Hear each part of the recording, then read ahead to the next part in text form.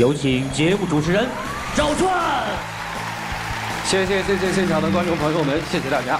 欢迎电视机前的观众朋友走进天津卫视的大型情感节目《爱情保卫战》，陆老师，欢迎陆老师。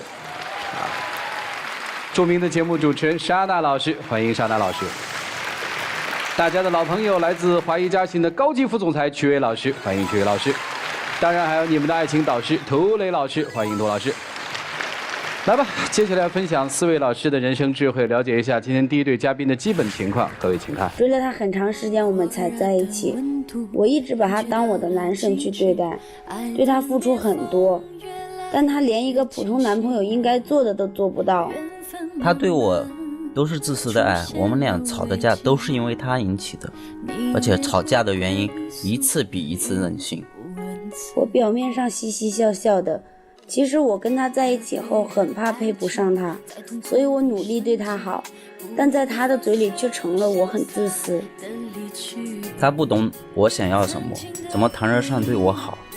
起初爱他是因为觉得我们性格互补，现在我们根本没法相互包容，所以还是分开的好。掌声有请这一对，有请。男嘉宾李先生30岁，来自湖南餐饮管理；女嘉宾韩女士28岁，来自天津待业。来，有请两位，有请。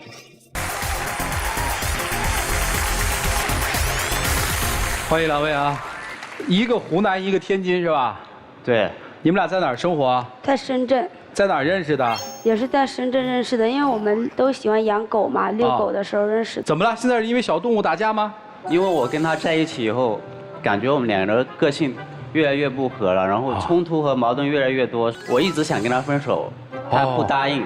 咱们说说吧，你为什么要跟人分手啊？因为我跟他在一起以后，他就是任性的事情越来越多。你举例说吧。就是他老喜欢送我礼物嘛。对，送你礼，嗨，你这家伙真是，你送你礼物有什么不行的呢？可是他都是送的那些名贵的，就是弄得我特别不好，因为他的家境不错。明白了。就是我朋友老是觉得我吃点软饭一样。明白。那我们两个在一起管别人怎么说干嘛呢？啊，你送他的礼物他都收了吗？收了。这就不对了，你可以拒绝嘛。你收了，你还说人送你礼物，你这太过分了。可是我自己有工作嘛，所以说很多东西我自己买得起。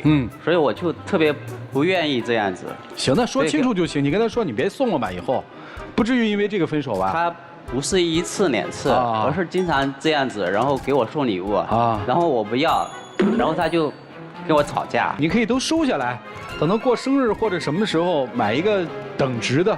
同样贵重的还给他不就完了吗？我第一次听人谈恋爱就收个礼还谈得这么矫情。还也有买给狗的。他给你买？就我给他的狗也有买过很多东西。哦，就是狗粮啊、零食之类的。那收了吗？也有收。这有什么呀？真是太较劲了。我问你啊，他送你礼物，你不会做清单什么的吧？你做吗？对，我确实有记，因为他老是这样子，然后不让我花钱，他自个儿就是主动的。你记过账？对，记过账。我跟你在一起那么久，你记清单干嘛？没。哦，这是那个。我就是因为次数太多了，我记得也就有限，然后有一些我就记了下来。手机、手表、钱包、衣服、刀架。就是他跟其他女孩子也不太一样，我身边的女孩都喜欢男孩给她花钱嘛。他就挺喜欢为我花钱的，那是因为我喜欢你啊，你长得帅呀。这您把这个账单先毙了吧？这个怎么着？我怕他跑了。所以男生拒绝你是对的，男生就怕你用钱想把我给砸下来，我有尊严，是这意思吧？对，确实，因为我自己有工作嘛，有自挣钱能力，就我不喜欢这样子，然后。就他是这样的个性，他自己喜欢吃物，他就一定要硬塞给你。但这个我确实给我造成很大心理压力，很多困扰。明白。然后因为这样的事情，我们两个吵架的次数越来越多，矛盾越来越激烈。为什么这次一定要分手呢？就有一次他找我借钱嘛，借3万块钱，我就问他要来做什么，他就说你给不给？不给的话，我就给你分手。分了吗？对，分了啊。那因为做我男朋友，我那时候是的确要买点东西，身上没那么多钱，然后找他借，而且是借又不是要，然后他就没有借给我，我就很生气，他根本都不在乎我。如果是我的话，他找我借的话，我肯定第一时间也会借给他。哦，所以在你的心里面，就是两个人好的话，这个财产的这种流通性、共融性很重要，是吧？你觉得这个很重要，是吧？因为两个人在一起嘛，就没有说那么计较那些。行，明白了，就因为这个分手了。对呀、因为那时候我知道他也会哄我啊，所以就后来是你哄好的他。对，我哄好了他，因为当时我也觉得可能我自己做的不对，我挺内疚的。我当时身上没那么多，我就找朋友借了3万，用微信转他了，但是他也没要，就原封不动就退回给我了。我后面，然后我们俩和好以后，我才了解到嘛，其实他就是故意拿这种事情来考验我，他老觉得我不够爱他。哦，你女朋友除了用钱考验你、礼物考验你，还有别的考验你吗？也不是说他考验我，我觉得就是他任性。比如说，他有一次就是发高烧嘛，然后39度了，然后打电话给我说让我带他去医院看医生。去呗。我那会上班嘛，我就说我请个假再过来，他都嫌我太慢了。我回去以后，他非得让我背他下楼，你知道吗？你们那楼是多少层啊？我们是10几层，都有电梯嘛。有电梯。就背着电梯口是吧？对。背呗。我那时候刚跑回来，挺累的，我就说不想背。然后你看我这身板，我背他挺重的，就2步路，你干嘛不能走一下嘞？他轻的话你背吗？那应该会背吧。其实我也不是特别让他把我背到楼下，只是背一下我就可以。那你平时可以不冲我都生病了，那你背一下我怎么了？是。可是你干嘛嘞？把冰箱门打开，你自己伸进去，你说我用冰箱冷气降温，这都是你气的。我劝你不要这样子，然后你给我推搡，然后把冰箱门给弄坏了。你有力气，然后把冰箱门弄坏，没力气走下楼吗？就是因为你不背我才有力气弄冰箱的。行吧，这事咱们过吧。除了这么任性，还有别的吗？因为他跟朋友合伙开清吧嘛，他自己投了点钱，然后有一次的话，有去他那个清吧那边，然后他合伙人也是一个女生，我也是做餐饮管理的，他有一些事情想跟我咨询的，然后就加了我微信，然后我平常也有跟他聊一些事情，他就看到了，然后特别不信任我，就是觉得我跟他女性朋友有什么暧昧，跟我吵架，跟我闹，然后我也微信手机也给他看了，他还是不信任我，所以就是从推搡礼物到撒娇撒泼，最后变成连信任也没了，是这意思吧？因为我男朋友就是看他长得帅啊，想要跟他怎么样，因为他们两个一直聊微信，在我不知道的情况下，有一次他们还出去吃饭了。确实有吃饭，只是他有一些事要咨询我，但是我们俩之间确实没有什么暧昧的关系，也没有说超过友谊的东西。行，这个解释清楚不就行了吗？接着谈，后来还发生什么了？不愿意相信我啊，老是这样子，他老是说我帅，然后的话，其实我觉得我的外形也很一般，就是对。我就喜欢你啊！这没办法了。行，那后来怎么样？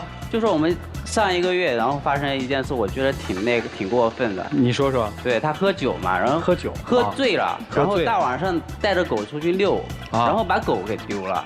所以你要跟他分手，是因为他把狗给丢了？不是，他就是那个时候丢狗那段时间还挺难受的啊，就是我去安慰他，他也难受是吧？对，他也挺难受，但是那个时候他就问我什么时候娶她，我觉得他挺无理取闹的，因为他狗丢了，可我娶她是哪回事啊？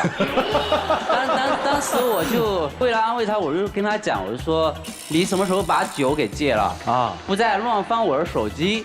那 OK， 我们可以考虑结婚，就是这样。然后过了1个礼拜，他自己去买了一个钻戒给到我，他说还有我在他朋友面前，然后给他求婚。那我觉得我们2个现在矛盾和冲突越来越大，很多没法调解的矛盾在这里。我觉得我们俩根本就没有，就是说求婚的那一步。明白。我问他。哎，你狗丢了，为什么还跟你求婚？我们之前经常吵架嘛，我心情也不好，然后我就喜欢喝点酒，然后那一次也是我喝的有点多，然后把我的狗不小心搞丢了。对，这狗丢了和结婚有什么？但是我的狗陪伴我那么久，我已经失去它了，我不想再失去它呀。你的逻辑是我已经失去了一条狗了，我不能失去你是吧？因为它比较重要一点嘛。行，所以当然你不能接受他要跟你分手了，是吧？对，然后我就去买了钻戒，我又不需要你买的钻戒？对，我又不需要太大的婚礼，我就让你在我朋友面前，就举行一个仪式就好了，就是表现一下就好了。但是他这些都做不到，他心里面根本都没有我。那就分手呗。那我也不想放过他。哎呀，你这个词儿，就是你这个词儿用的特别准确，所以他就不放过啊，他就这样子任性，然后我也压力很大，我觉得我跟他在一起越来越不开心。你现在还喜欢他吗？我不喜欢了。但是你就是不放过他是吗？我不想失去他嘛，因为我对他，我是真的很喜欢他。原来她是你女朋友吧？对对。啊，当初为什么接受她？我觉得他比较天真、单纯，然后还比较开朗，所以他个性很吸引我。他跟你表白，你跟他表白了？他因为我跟他就是在认识了蛮长时间。是他跟你表白的是吧？对对对。肯定是他嘛。啊对，然后你会不会有一些不太好拒绝？我当时是有考虑过的，因为我觉得他个性跟我还是有点互补，所以我是有考虑说接受的。啊，对，考虑接受是吧？接受是件可考虑的事情，所以在可有可无之间，对吗？也差不多。好 ，OK。所以你们这个感情的基础我基本上就了解了，就你们这段感情其实从一开始就不怎么成立，我相信你心里面是很清楚的，不是一段平等的爱情，恋爱是2个人的事情，你一直站在因为我要什么，你一直觉得我付出那么多，但你有没有想过，不能因为你对某一个人的爱就一直认为他是爱你的，你现在反而应该想想他做过多少事情足以证明他是爱你的，他做过多少事情可以让你感觉到你深深的被爱，深深的被呵护了。你所有做的一切事情，你感觉说我把我全身心所有的一切我都付出了，但对他来说，你又把我关到一个笼子里了。这个笼子越关越深，越关越深。什么时候是个头？你看他在点头。当你把那个戒指拿出来的时候，他吓到了，无期徒刑啊！你永远记住一件事情，爱情不是你单方面的事情，爱情不是你靠绑架就可以得到的。你绑得了一时，绑得了一世吗？现在他不就要脱绑而去了吗？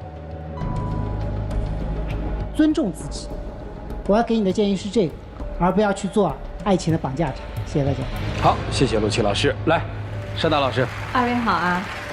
我看到你们的这个事儿，特别想跟女生说，你让我一下想到了前一段时间在微博上看到一个热搜话题，题目是这样的：你穿婚纱的样子像足了一个戏精。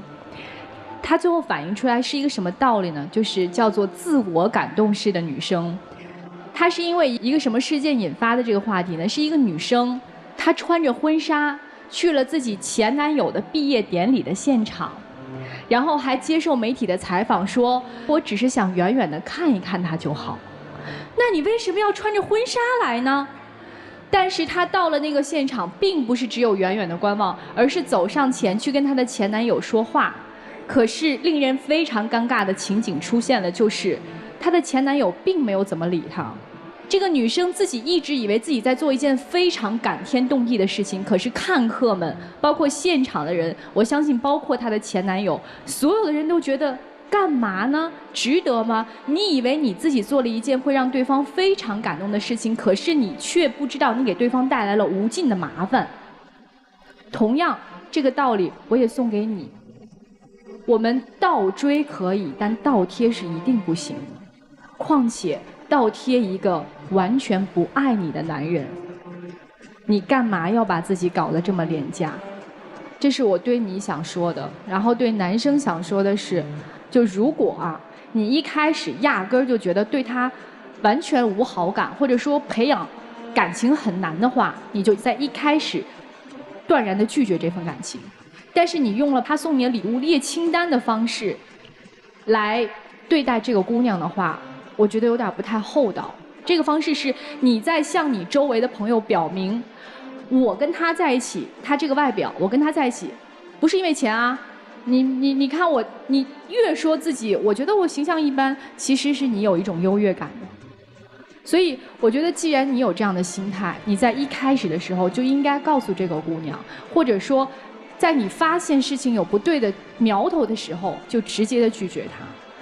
所以他到今天这一步，有一半的原因在你，他越陷越深，是因为你给他挖了一个很深的坑。所以我希望你能够好好的跟这个姑娘道个歉。好，谢谢。好，谢谢莎娜老师。来，徐总，女孩，刚才莎娜老师说让你捡起自己的自尊，你知道从哪儿做起吗？你有工作吗？我之前有，我现在暂时没上班。那些送出的礼物，包括投资开的店，钱从哪儿来的呢？可以跟我妈妈要吗？她会给我的。是的，所以你男朋友也知道，你这钱不是你的，那是别人的钱。你得先学会独立，你才可能去爱一个人。因为你爱一个人，你一定要让对方也爱你的话，你自己得有让对方所爱的值得的点。那你现在又没有工作，花着别人的钱，你有什么价值呢？没有。你很喜欢，或者说你很希望一个人陪伴你吧。你是一个需要别人照顾的女孩，所以你才养了一只狗，对不对？但是你会照顾这只狗吗？我照顾的挺好的。挺好的，跑了，照顾的好吗？跑了，这只狗跑了，你为什么不去找狗？那你迅速做了一个什么动作呢？你要让他向你求婚，你缺少爱。但这种爱是求来的，是花钱买来的吗？不能，先要自爱，让自己独立起来，让自己有价值。这2点都没有的话，什么样的男生也不会看上你，明白吗？他刚才上台说了，我一直想和你分手，看来是由来已久，但这一直恰恰反映了你的悲哀哦。你怎么一直就没有发现他一直想跟你分手呢？姑娘，学会怎么去爱，学会爱的方式，你需要学的太多了，所以在没学好之前，千万不要盲目的去付出自己的感情，明白吗？好，就这样。好，谢谢曲总。来，涂老师。一开始说不想放过，后来把这词儿改了一下，叫不想失去。不想放过是心里有恨，不想失去至少你已经拥有，但两者你都不是。你觉得你拥有过它吗？你顶多只能说我不想错过它。你既不爱学习，也没有事业的拼搏心，那就更别提怎么去爱，怎么去关怀，怎么去付出。你所有做的事情都特别的无聊。养狗，有些人养狗彼此陪伴，像朋友，还尊重狗的感受。你是养狗吗？买个钻戒让别人跟自己求婚，你做的每一件事情都特别的无聊，没有任何意义，既不能体现出爱，也不能体现出自己对于生活的理解。你是一个对生活没有追求的人，你不觉得吗？即便你要好好的谈恋爱，就请你好好的谈，踏踏实实的付出，踏踏实实的去了解，别整天整那些没用的，又是买礼物啊，又是买钻戒，你不光没有意义，而且也没什么意思。所以你是一个让人乏味的人。你首先要做的是让自己变得有趣起来，那就是自己要充实，而不是特别的空洞。你甚至已经空洞到要用钱来砸出一个男友，要用种种的考验来证明对方爱自己，其实不过是自己内心脆弱的表现。所以你要变得有点意思，有点追求，还需要有点文化。你觉得你不帅是吧？对，你不觉得过分谦虚是一种骄傲吗？帅不帅这种东西有意义吗？情人眼里出西施，他觉得帅就帅咯。但关键是你自己明明清楚他在你心里是什么样的位置，你很清楚。就是我非常清楚。对啊，所以你就早就应该离开嘛。你给他去营造什么幻想干什么？你与其让我们这些人在这儿对他说一些残酷的话，面对这些人，为什么在生活当中，即便不能成为他的男友，难道不能成为他一面镜子，一个挚友？别好人都给你当了，坏人都让我们当了，最讨厌你们这一类人，知道吗？就这样吧。好，谢谢涂老师。姑娘，我们要负责，对自己负责。你要嫁一个人，这个人一定是喜欢你的，而不是跟你凑合过的，不是被你绑来的新郎，你绑得住吗？所以姑娘，尊重自己，学会去爱人。男生我觉得有一点特遭恨，不喜欢早跟人说，不爱早跟人说。你拖这么久，你越拖到最后，他越不愿意松手嘛。一个人怎么连离开另一个人的勇气都没有？你又不喜欢他，这不就失去了自己吗？好，接下来的时间留给你们。我希望女生能够找回自己，找回一个自信的自我吧。就是我跟他在一起也1年多了，然后我跟他就是矛盾和冲突越来越多，他也不能真正的懂我想要什么。我跟他讲，他口上答应，但是又不改。然后我觉得我们俩就是在一起挺累的，我自己也身心疲惫，我挺不想再这样下去了，因为我们都比较累了。唉，女生最后还要提醒你，老师们说的最多的一个词，我不愿意说，我觉得对于女生说还挺重的，但是希望你老想想那个词，好不好？谢谢你，请回。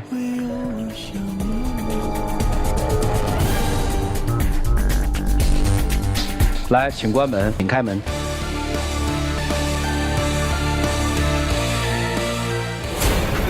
好啊！这个结果特别好，特别谢谢我们4位老师啊，点醒了一个有点迷途的小女生，对他们来说，今天的节目真是算来值了啊，因为对未来有一个更清醒的梳理和认识，这是好事。来吧，了解下一日的基本情况。我们3年前就在一起了，可是他因为一点小事就跟我分手了，让我特别伤心。当初分手是因为他脾气真的太坏了，但是我对他还是有感情的，所以我们后来又复合了。复合之后，我更珍惜这段感情了，我特别用心去爱他，想跟他有一个好的结果。复合之后，他特别不信任我，什么事儿都要管住我。在一起这么久了，我把他当作唯一，但他连父母都不带我见，我真的不知道这段感情该怎么办了。掌声有请这一对，有请。男嘉宾小赵23岁，来自河北待业；女嘉宾小杨22岁，来自河北幼师。来，有请2位，有请。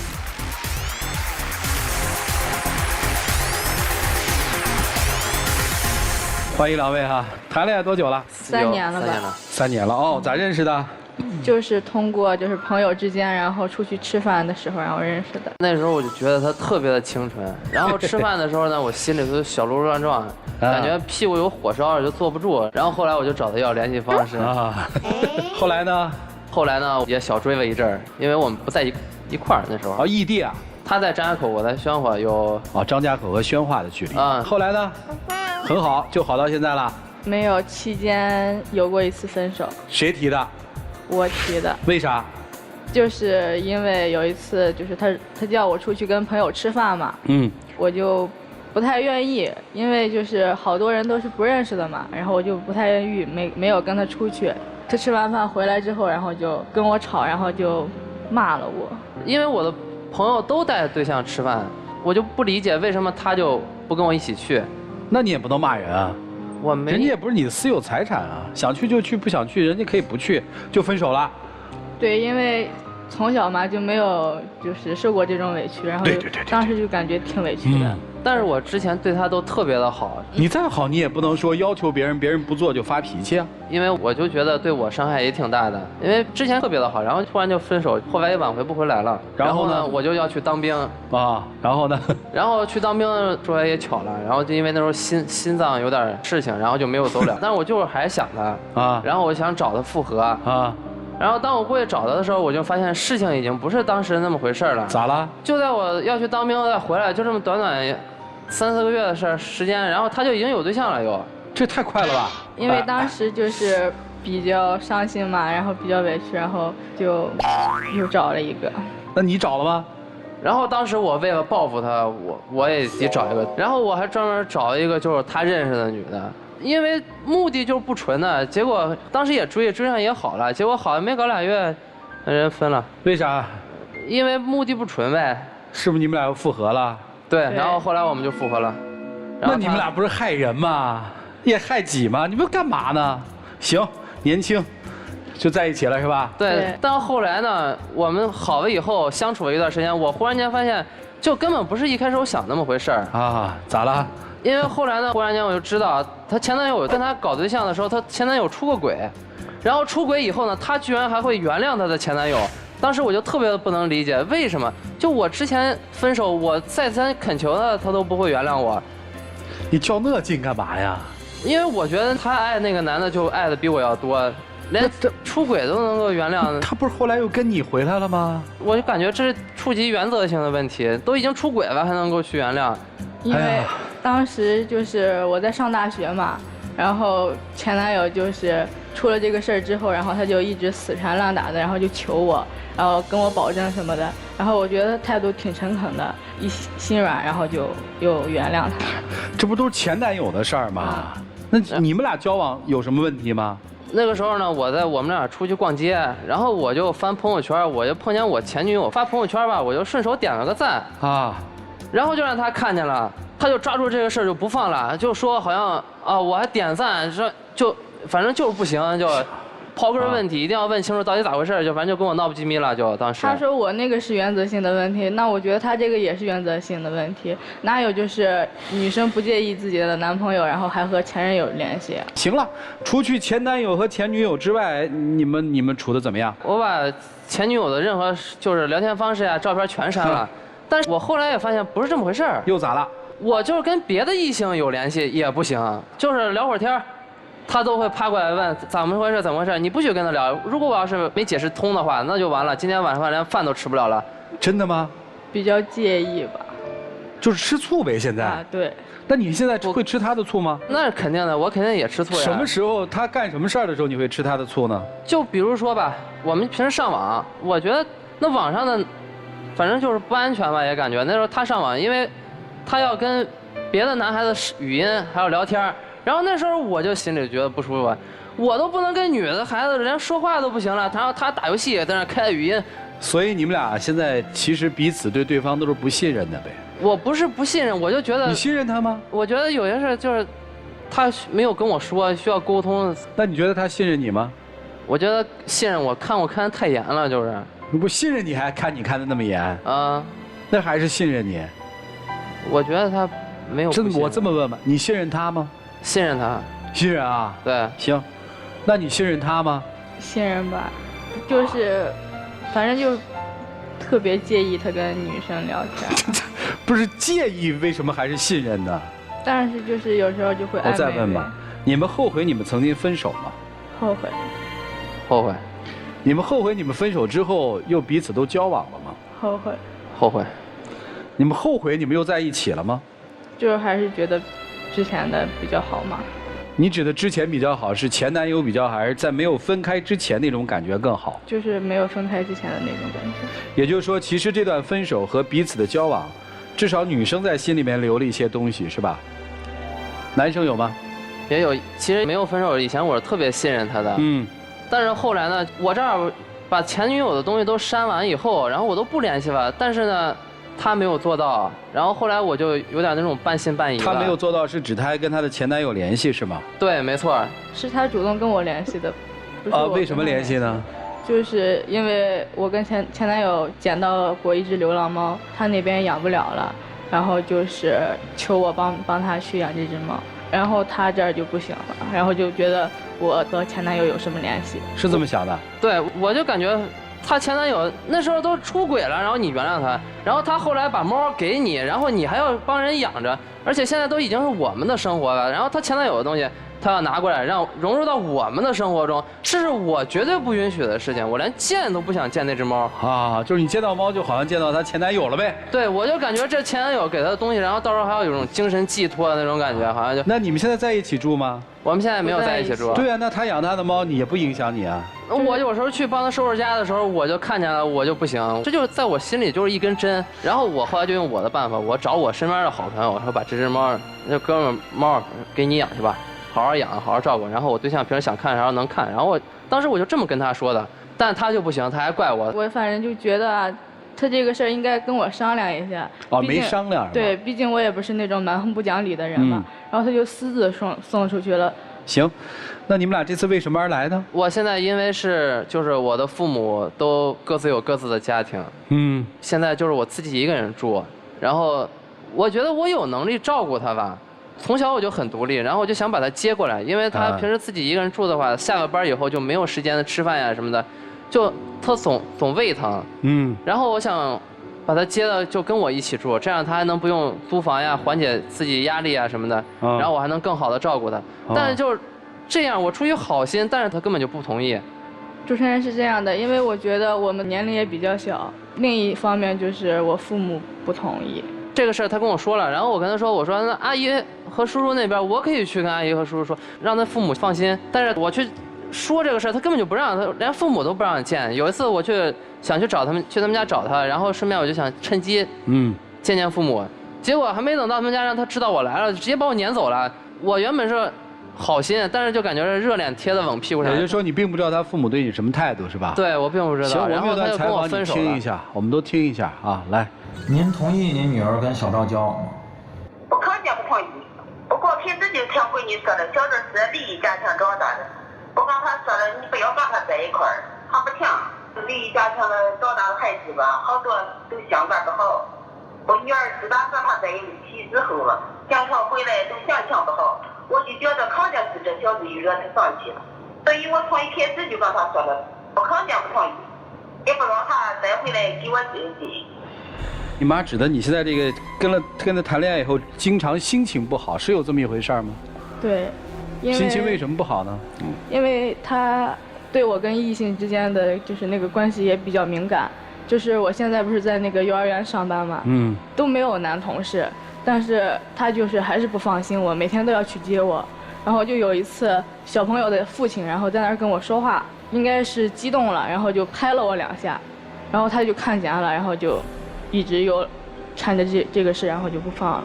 我现在还是想说一下刚刚阿姨的那个看法。我觉得我把我所有的爱都去给他一个人了。其实我的父母对我都很好，但是只是他们都有各自的家庭，我不想去融入他们的生活中了。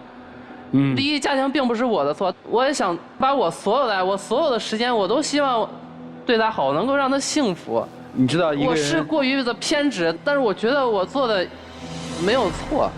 没人说你错啊，你要问问这个你时刻想关心和关怀和爱的人，他是不是接受你的这种爱呀？你接受吗？觉得很累。来吧，老师们，到底应该怎么办呢？认为说离异家庭成长的孩子将来的离婚率会高一些。我查了一下数据，没有数据支持。确实有研究证明说离异家庭对于孩子的整个性格养成是会产生一些变化，但是并没有说这个性格变化就一定是向坏的。所以我其实并不同意你妈妈这种态度啊。当然老一辈的人出于对你的关心有这样态度，我觉得也是可以理解的。那我觉得这是两回事儿，就是你妈的态度是你妈的态度，你的态度是你的态度。我觉得赵川老师刚才说一个关键词是非常非常正确，就是开心。爱情中的管理，我教你们一句话，想通了我这句话，你们就知道爱情里面是怎么管理的。爱情里面的管理是对底线的管理，不是对个人边界的侵袭。也就是说，你时时刻刻连点个赞都管他，连养只猫都管他，这叫对个人边界的侵袭。你设底线嘛，你不要越过我的底线就好了，这才叫管理。想一想，过了那么多年，到最后都没有让对方开心，这叫谈什么恋爱呢？这叫因为我的执念，所以我要牢牢地占有你，对吗？就这样。好，谢谢陆琪老师。来，尚达老师。你们俩其实有一个特别大的心结，就是在于男生认为说，哎，当年我们分手的时候，我只是犯了那么小小一个错误，然后我也死缠烂打了，我也尽力挽回了，可是你却没有原谅我。可是为什么你的前男友出现了这么严重的问题，他死缠烂打，尽力挽回，你就原谅了他呢？这个是不是也是你心里一个心结？你有时候也在问自己。对。我跟你说，其实人在不同的时期，面对不同的人，真的会做出不同的选择，跟爱多爱少没有关系。因为当时太年轻，因为当时的心境和当时的情况和当时自己的心态，包括跟天气都有关系。那个时候他可能就是一时冲动，我憋住这根劲儿了，我从小到大没有人这么对过我，我就受不了。这种的事情不能回过头去复盘的。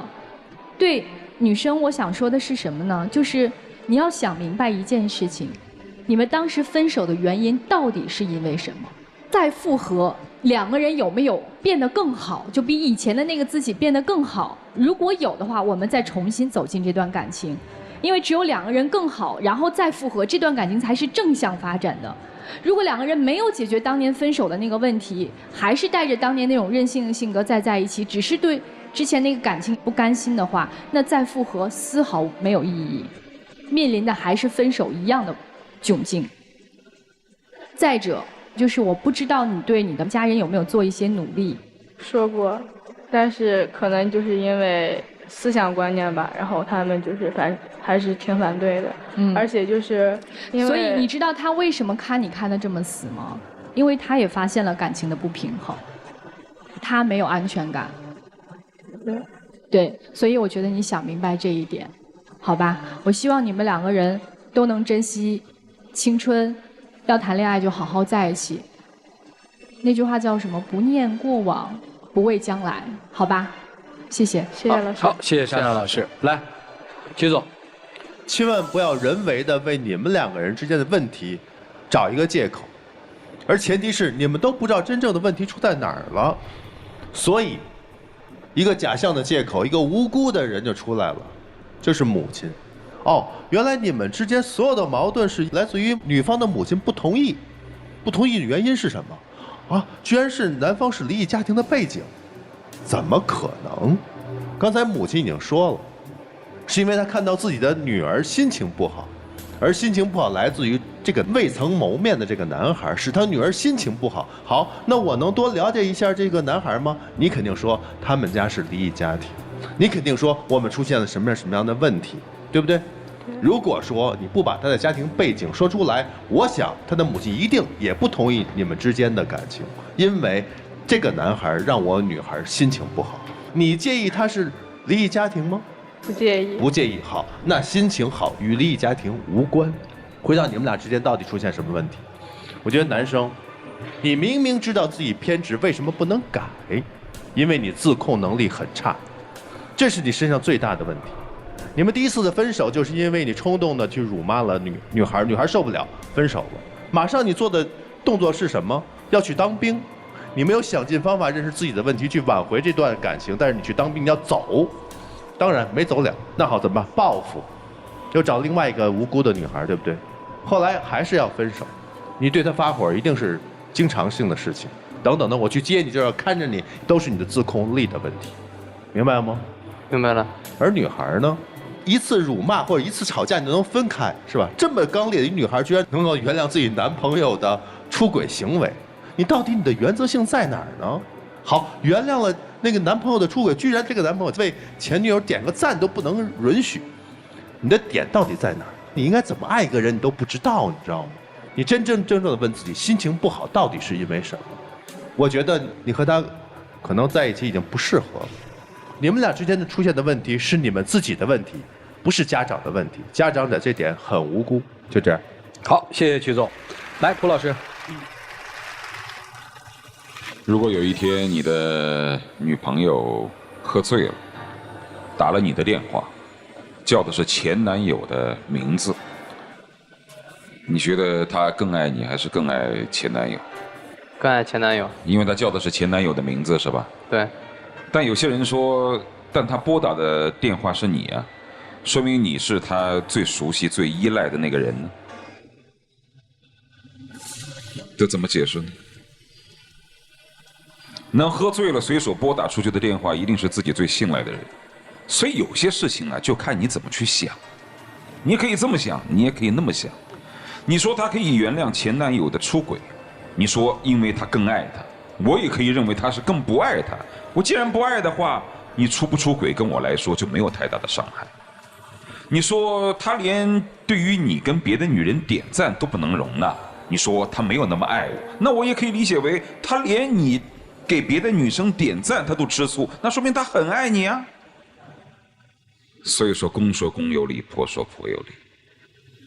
如何去证明一个人更爱自己，并不是形式上的问题，而在于你自己内心深处。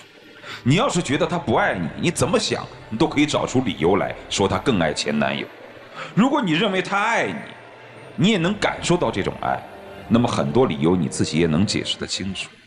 所以有的时候我们是应该诚实一点，诚实一点的面对自己的内心深处。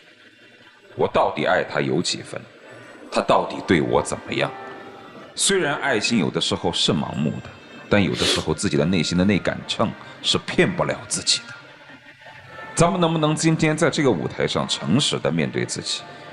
我们这些年来兜兜转转的又复合在一起，到底是因为什么？前2天抖音上有一个视频特别火，视频的画面是一个女生穿着婚纱被一个男生扛起往外面跑，然后视频的题目叫做“二婚，我娶了初恋，祝贺我吧”。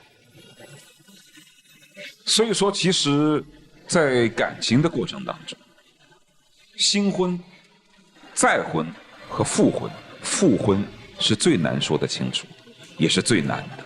你们俩是失去了之后，彼此又走到一起，走到一起之后，是因为再也遇不上合适的人，彼此凑合，还是真的比较珍惜之前两人在一起的那段感情？其实这个答案你们自己内心清楚。既不要因为过于的为了珍贵而珍贵，也不要过于的为了自己内心的想象而想象。你们自己心里清楚，爱对方几斤几两，对方爱自己到底有几分？好吧，诚实一点。好，谢谢涂老师。谢谢老师。女生是对你好吧？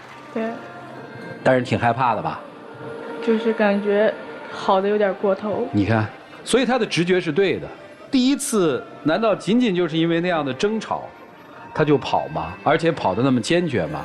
我想那个时候可能已经害怕了吧，控制，想摆脱，就是第一次离开的最重要的理由。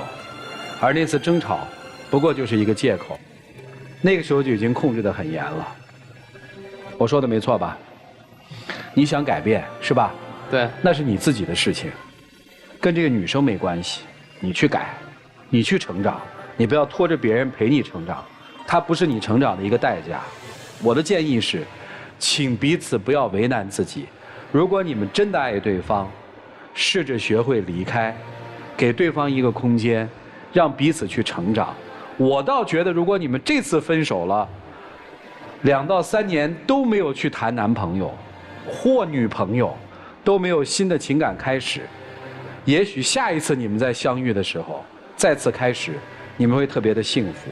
别这么拧巴在一起了。也许我有的时候真的看不清自己吧，有时候自己就控制不住自己是怎么想的，然后后面会做出一些很过分的事让你接受不了。但是我心里真的从始至终，我心里都一直想着是你，就没有想过别的。我知道你对我的好，就只是你太过敏感了。我觉得我就是我想得到你对我的爱，我想就是有的时候也许就因为你一点没有关心到我，也许我就会特别的失落，因为我把有些我自己身上的想法强压到你身上了，就后面我会去想办法改正。我想和你在一起。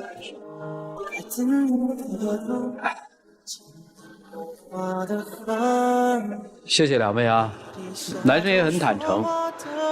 回去吧，谢谢你们，好好考虑一下好吗？谢谢。好，请回。来，请关门。来，请开门。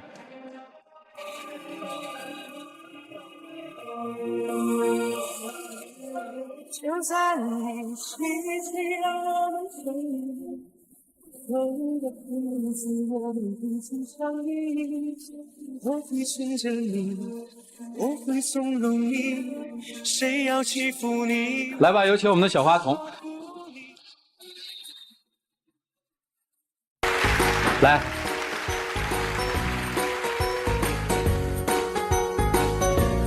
谢谢。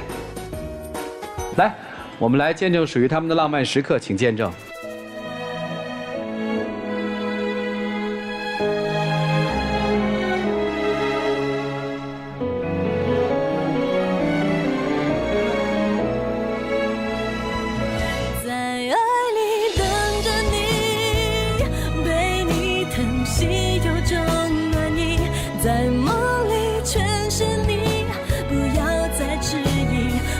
好了，请亮灯啊！来，不哭啊！你们要决定相爱就好好相爱，好吗？好，爱的放松一点，好不好？好，谢谢你们啊！谢谢主持人，谢谢你们，谢谢各位老师，请回。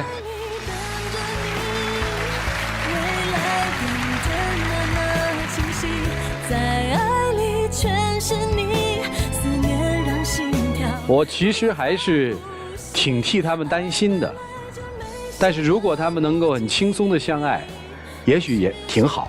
所以生活的事儿说不准，我们不做生活的判官，我们也判不起，也判不了。我们对每一对嘉宾朋友的自我选择，都充满了祝福。你们选择就是你们对生活的负责。希望你们在这个舞台上对生活的承诺，到生活里要去做。谢谢现场以及电视机前观众朋友们的收看和陪伴，我们下期节目再见，谢谢大家。